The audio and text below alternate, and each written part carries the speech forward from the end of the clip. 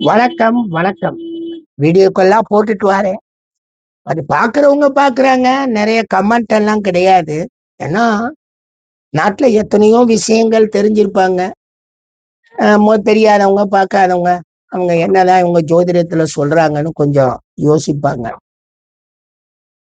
இருக்கட்டும், பார்க்கறப்ப பார்க்கட்டும். எல்லாரும் கேட்டாங்கன்னு நம்ம சொல்லிட்டே வாரோம். இன்னும் நாங்க எங்களுடைய சந்தேகம் தெளிதல் கேள்வி பதிலுக்கு நான் பதில் சொல்லியிருப்பேன். அவங்க கேள்விகள் அங்க எழுதியிருக்காங்க. அந்த கேள்விகள் ஒவ்வொன்னுக்குமே விளக்கம் குடுக்கணும்னு வச்சிருக்கேன். அது தனியா வீடியோ போடணும்னு போடுறேன். போடச் சொன்னாங்க. அந்த இதுக்கெல்லாம் வீடியோ குடுங்க அப்படின்னு. கேள்வியை எழுதியே சொல்லுங்கன்னு சொல்றேன்.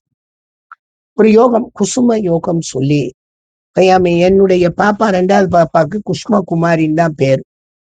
இந்த குஷ்மா அப்படிங்கிற அந்த யோகம், அது ஒரு நல்ல யோகம். அதாவது மனிதர்கள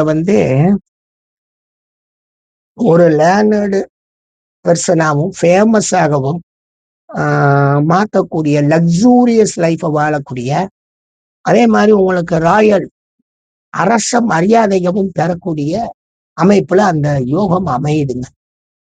ஒரு அற்புதமான குசும யோகம் அப்படின்னு. அந்த குஷ்ம யோகத்துல லக்னம் ஸ்திர லக்னமா இருக்கணும். லக்னம் ஸ்திர லக்னமாக இருந்து சுக்கிரனும் கேந்திரத்தில் இருக்கணும். சார், லக்னம் ஸ்திர லக்னம். சுக்கிரன் 1, 4, 7, 10 கேந்திரத்துல இருக்கணும். சந்திரன் திரிகோணத்தில் இருக்க. சந்திரனும் போய் திரிகோணத்துல இருக்கணும். சனியும் 10ல் இருக்கணுங்கிறாங்க. அப்படி காம்பினேஷனை பாருங்க. முதல்ல ஸ்திர லக்னம், ஸ்டாண்டர்டு லக்னம். என்ன ஸ்டாண்டர்டு அப்படின்னா, அவங்க ஒரு நிலையிலேயே இருப்பாங்க. அவங்க மூவபிள் சைன் கிடையாது. அதே மாதிரி டுவல் சைனும் கிடையாது. அவங்க பிக்சடு சைன் தான். ஸ்திர ராசியில இருக்கனால ஒரு இடத்துல இருக்கிறாங்க. இந்த சுக்கிரன் கேந்திரத்துக்கு போயிடுறான்.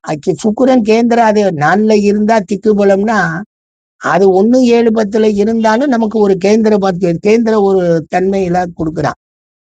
சந்திரன் திரிகோணத்துல 5, 9ல எந்த அளவுக்கு மண்டை நல்லா இருக்கும், எந்த அளவுக்கு சிந்திப்பாங்க, எந்த அளவுக்கு ஒழுக்கமா வச்சிருப்பாங்க. அந்த வர்க்ககாலிக் பிளானட் சனியும் போய் 10லயே பாருங்க. ஸ்திர லக்னம், சுக்கிர கேந்திரம், சந்திரன் திரிகோணம் அண்டு இந்த சனி 10. உண்மையிலே எவ்வளவு பெரிய யோகங்கள். இவருக்கு நல்ல திசா புத்திகள், நல்ல பாவகங்கள் நடக்கும் போது இந்த அடிப்படை தன்மையில் அவர் எவ்வளவு முன்னேறுவார். அந்த ஸ்திர லக்னம் லக்னாதிபதியும் கொஞ்சம் சப்போர்ட்டிவா வந்துட்டான்னு வைங்க, அந்த யோகத்தை முழுமையாக அனுபவிக்கிறார் இல்லையா.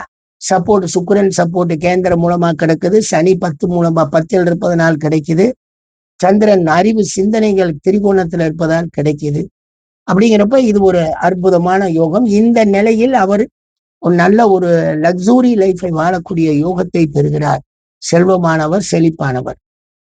10ல சனி இருக்கிறது அவங்க கஷ்டமா சொல்லல, அவங்க ஒரு பிளஸ்ஸா சொல்றாங்க.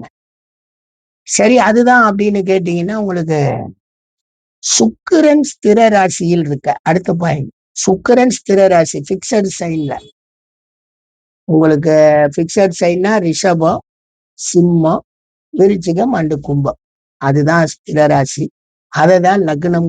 அது லக்னமாவும் வரும், சந்திரனின் தான் ராசியா வரும். அதான் அந்த பிக்சட் சைன்ல சுக்கிரன் இருக்க. அந்த பிக்சட் சைன் லக்ன கேந்திரமாக இருக்க. அப்ப இவங்க ஈஸியா சொல்லலாம். என்னன்னு கேட்டீங்கன்னா, ரிஷபம், சிம்மம், விருச்சிகம், கும்பம் லக்னம் ஆகி அதில் சுக்கிரன் இருக்க, சந்திரன் 5, 9ல் இருந்து அதே திரிகோணம், சந்திரனும் 5, 9ல் இருந்து சனியும் 10ல் இருப்பது. 2யும் கொஞ்சம் மாத்தி இருக்காங்க. வேற ஒண்ணுமே கிடையாது. ஸ்திர லக்னமாகி சுக்கிரன் கேந்திரம் போய் சந்திரன் திரிகோணத்தில் 1, 5, 9ல இருந்து சனி 10ல் இருப்பது. அது ஒரு பாயிண்ட். அதுவும் உங்களுக்கு குசும யோகம் தான்.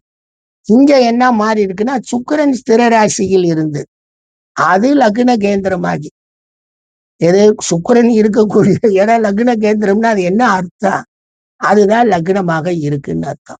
இந்த ஒன்னே ஒண்ணு மாறி இருக்கு. இந்த திரிகோண பார்வையில இங்க 5, 9 சொல்ற குசும யோகத்துல அங்க வந்து 1, 5, 9 சேர்ந்து சொல்றோம். அவ்வளவுதான் முதல் சொன்னதுல. ஆனா சனி 10ல தான் இருக்கணும். எப்படி பார்த்தாலுமே. சின்ன மாற்றம். திரிகோணம் 1, 5, 9 அங்க. இந்த பாயிண்ட்ல 5, 9ல சந்திரன். ஆனால் பொதுவாகவே 1, 5, 9 அந்த பாயிண்டவே நம்ம எடுத்தோம்னா, எவ்வளவு நல்லா இருக்கு. அங்க ஸ்திர லக்னமாகி சுக்கிரன் வேற கேந்திரத்துக்கு போக. ஃபர்ஸ்ட் ரூல்ல லக்னம் ஸ்திர லக்னம். ஆனா சுக்கிரன் எந்த கேந்திரத்துல எந்த லக்னமாக இருந்தாலும் கேந்திரத்துல இருக்கன்னா ரெண்டும் ஒண்ணுதான். ஸ்திர லக்னமாகி கேந்திரம், சுக்கிரன் ஸ்திர ராசியிலிருந்து கேந்திரம். ஆனா பரவாயில்ல. இந்த குசும யோகம்ங்கிறது வந்து ஒரு எப்படி சொல்றது, நல்லாவே தான் சொல்றாங்க எல்லாருமே. இது ஒரு நல்ல பலனை தரக்கூடிய அமைப்பு சார் அப்படின்னு. பார்ப்போம். இந்த யோகத்துல யாராவது இருந்தால் சொல்லுங்க. எப்படி அது வந்து தசா புத்திகள் எப்படி வரும். யோகம் சொல்றாங்க. யோகத்தை மறுக்கிறாங்க. உங்களுக்கு கே.எஸ். கிருஷ்ணமூர்த்தி என்ன செய்வார்னா, சார் வந்து யோகங்களை நான் மறுக்கிறேங்கிறார். ஏன்னா யோகங்கள் இருந்தால் அவனுக்கு வந்து திசை நடக்கணுமே.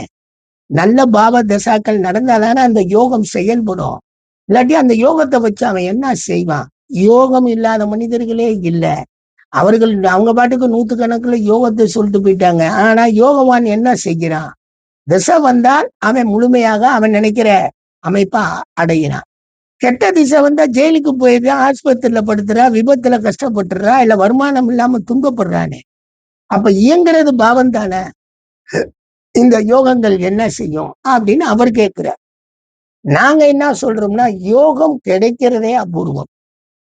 துன்பம்ங்கிறது வந்து நீங்க எதிர்பார்க்கக்கூடிய பணம் வரலைன்னா உடனே துன்பம் நினைக்கிறது துன்பம் அல்ல.